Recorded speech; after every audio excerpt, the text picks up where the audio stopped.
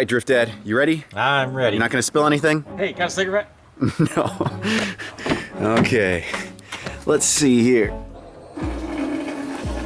There we go. And it should be draining.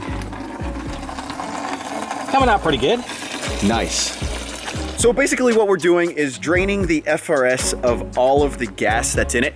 I had maybe about a quarter of a tank of E85 in it, just sitting while it wasn't being driven. Filled it up with 93 to hope that it would cut all that E85, but unfortunately we're still running into a little misfire issue, so that's why we're draining the gas. And Drift Dad better not smoke, because if anything happens and he catches fire over here, I ain't gonna help him. That would go viral though. You're right, but that would be bad. Isn't this kind of like throwing darts or something, blindfolded? What do you mean? Trying to figure out, well, if I can't figure out what's wrong with my car, that must be the gas. I'm just gonna change out the gas. Sounds like one of those shade tree mechanic things. Yeah, but I don't know. I mean, it's either gonna be bad gas or a faulty coil pack. Haven't had any issues with these coil packs, so might as well knock out one of them by draining out the gas. Didn't we have Plus, something like that with the BRZ? Yeah, and I swapped out coil packs and the engine was still bad. Yeah, exactly. Then the engine locked up. So tell me when I need to stop, because I don't want to... Am I getting it all over my shoes?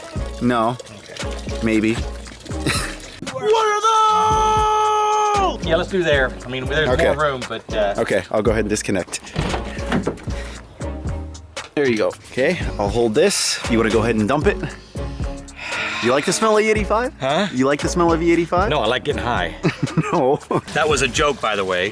I don't get high. Yeah, that smells weird. E85 and 93 mix just smells off to me. You spilling a little? Well, it's just like when you go to a urinal, you know, step up to the urinal, you think you're aimed right, and for some reason it's pointed off to the side. So, yeah. I bet you I could smoke a cigarette while doing this and not get hurt. Yeah, but it's not something you should bet. I bet you I could. Yeah, okay, you probably could, but it's not worth the risk. No. Yeah. So if you're looking to drain the fuel out of your tank, all you have to do is disconnect the connector underneath the little cap for your fuel pump, or I guess fuel pump assembly. Put a ground onto the pin on the back corner, and then have 12 volts of power applied to the pin adjacent to it, and it will power the fuel pump, and you can drain your tank as long as you have the fuel line disconnected. Go ahead and cut it. Okay, there we go. Stop the flow of fuel, and we'll empty this amount of gas that we have. We're probably up to about, let's see, this hasn't even hit the 5-gallon mark. Kind of feeling like Huachicalero, Alan.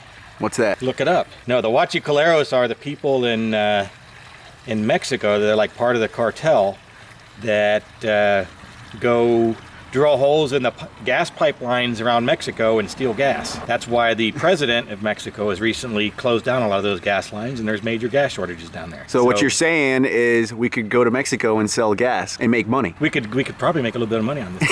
Well, it's about time we make money with this whole YouTube thing, right? Yeah, exactly. Okay, so we were able to drain about 8 gallons out of the tank. I did have to jack up the rear of the car just to get it even. Towards the end of pumping all that fuel out, you could tell that the pump was struggling a little bit because not much fuel was coming out. And you will have to disconnect your battery terminal to reset the fuel level indicator on the cluster, just because that's what you have to do on these cars.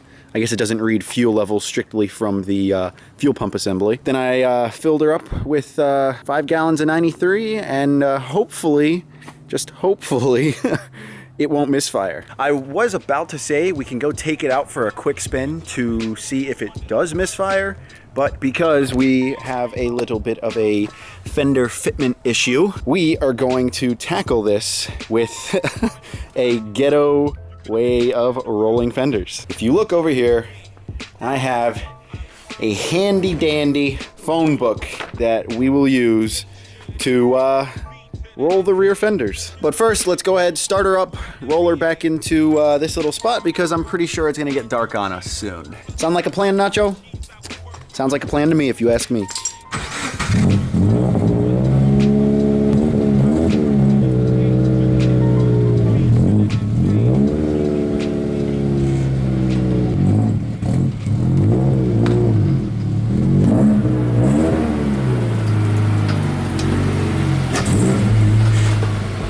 So I have my heat gun, my 2 phone books that I'll be using, the jack, and I think we are ready to start this process. Now, the whole idea is to have the car jacked up. You heat up the fender, waving it back and forth because you don't want to crack the paint, like I even care about cracking the paint. And then as soon as it gets hot enough, you wedge one of these phone books in between the tire and the fender, and then slowly lower the jack so it puts pressure between the tire and the fender and flares out the fender just ever so slightly. And as you can tell, we are going to have a pretty difficult time doing this because I already have body damage from who knows when this happened.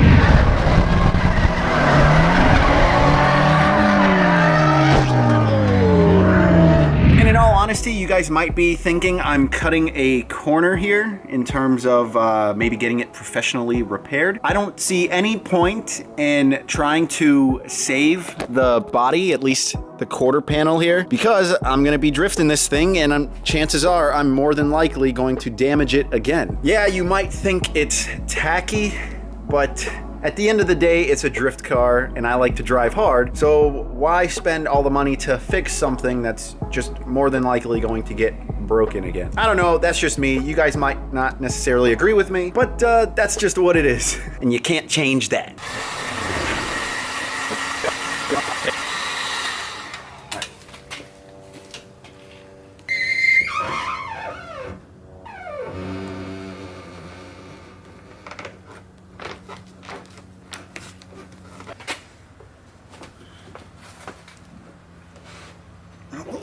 Pull it out a little. You're making a demolition derby car.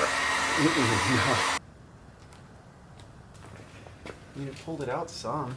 Oh, the tires were only at about 15 PSI, which allowed for it to flex a little bit and not really be as effective. So I'm gonna fill up the tires to probably about 40 PSI in hopes that it firms up the sidewall and translates a lot more of the weight through the phone book and into the fender to bend it out a little more. You can see, I guess, on unibody cars, you have 2 layers that come up and meet right at the fender edges and then I guess get bent up. And that's what creates the seal so water doesn't get in. Well, I guess ever since I hit the wall, those 2 edges kind of separated, so I was just hammering lightly to get those 2 seals to meet. And I think that will make the phone book method a lot more effective. All right, it is the next morning. I stopped fiddling with the car last night after I took it out for a spin. Really wanted to figure out if we were going to misfire, and sure enough, we were in cylinder 2. And while we were out for the test drive, I was rubbing like crazy, so obviously that phone book method didn't work out all that well. I'm sure it would for rolling your fenders just a little bit, but I have a good probably 3/4 of an inch that I need to push the fender out to get the clearance that I want. So then what are we using to achieve the fitment we need? A handy dandy little pee-wee baseball bat. I believe this was one of my buddies from when I was a little kid. Shout out to Spencer Willis for never taking it from my house. So we're using it for some body work now. And basically what I'm doing is I have the car lowered onto the baseball bat and I'm just rolling it back and forth, getting it to push that fender out as much as possible. You can see I already have it a decent amount here. I just need to get it a little bit more towards the front of the wheel well there. Go ahead and rock the car back some, and then forward. And you can see and hear that it's doing its job. And back.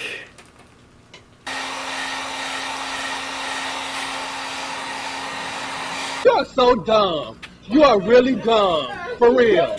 All right, car is lowered. You might think that I have the clearance I need just from looking at it, but because I like to drift with the rear dampers set to full soft, whenever the car wants to squat, it's still going to rub up into the tire on this back corner here. But see, I want to tread carefully because if I bend that out too much, then my bumper bracket is going to be uneven for whenever I get a new bumper on here. So I might take an angle grinder to it, on the backside at least. But here, I'll show you what I mean as far as it butting up into the fender still. You can see it looks like it's tucking for the most part, but that back corner here butts right into the tire, so we're gonna have to take care of that. What do you think so far? Were you taking a bat to it? Yeah. Like right there, you took a bat to it there? No, that's... Took a bat to it down there? No, that's drifting stuff. Oh. Interesting. Just pulled it right out? Still need to do it a little more, but isn't it just sad? This thing used to be so nice, and now... Yeah, remind me. Remind me. But a lot of good memories. Yeah, exactly.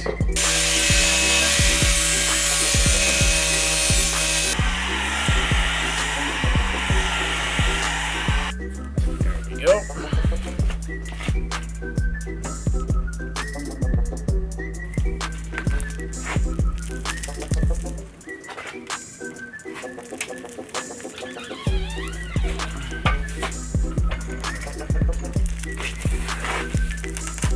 No, God! No, God, please, no! No! No!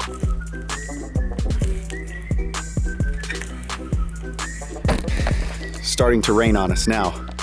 But from the looks of it, let me go ahead and drop it. I think Coming down hard now. I think it's good. Obviously there's a little kink right here. Maybe we could pull that with a dent puller, but oh man, it's starting to come down hard now. I need to get inside.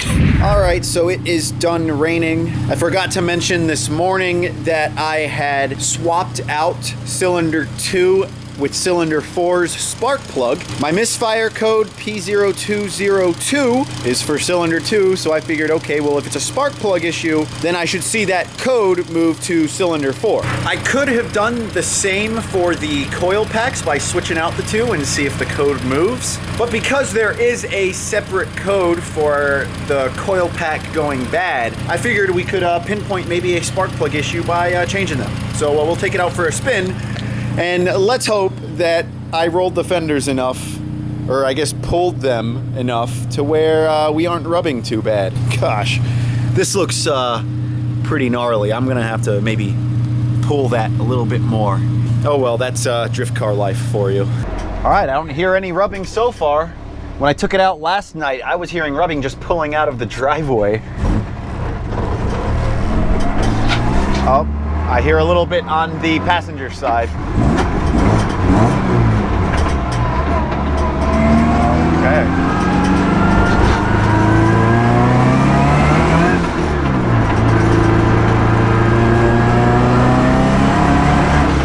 Okay, it's still bogging a little bit. I don't think swapping spark plugs fixed the issue. Whenever you do have a misfire, the check engine light doesn't stay on, it blinks, and then it is stored in the ECU whenever you read codes. So I would imagine we're gonna see the code pop up anytime now.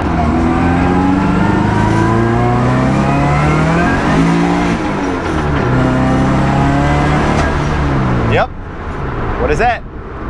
You see, there we go. I swear if I had $1 for every time I had to do spark plugs on an FRS or BRZ or diagnose coil pack crap, I'd be a rich man. All right, here's number 4, then number 2. Come on now. So this one may be the culprit here. We'll go ahead and throw it in cylinder 4's position. Okay, so here we go. According to our DTC tool, cylinder 4 has misfired. So we can pretty much say that the coil pack for cylinder 4 needs to be replaced. Okay, so the offending coil pack is out. I have the replacement right here. I believe in 2014 there was a new coil pack design that was released, so I have one that we did throw onto my dad's BRZ, and of course, because the engine's not in it, we're stealing it. And if you guys are curious and running into a similar issue, you just gotta look and reference the new part number here versus the old one. So make sure to get your new coil packs. The car should be good now, so if we get on it, we shouldn't see any misfiring.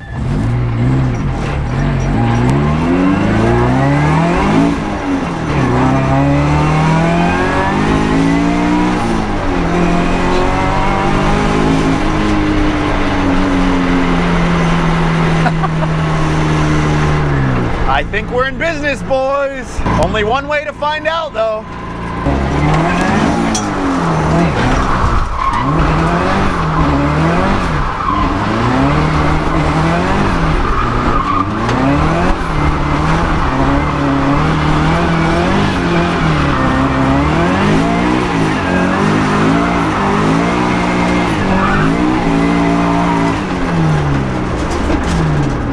Now, I'm not completely sure that the issue is fixed because I do still have, I think, 2 of the previous generation coil packs on the car. So I'll more than likely go ahead and order 1 or 2 new coil packs just in case we run into any more misfires. But it's kind of crazy to think that the FRS has been going relatively reliably for all this time. I got it brand new. It has 38,000 miles on it now. And I'm telling you, those weren't easy miles. That was a lot of hard driving. Especially now with it boosted, all we can hope is that it maintains this streak of reliability. I don't want to jinx myself, so let's knock on some wood real quick. Here we go.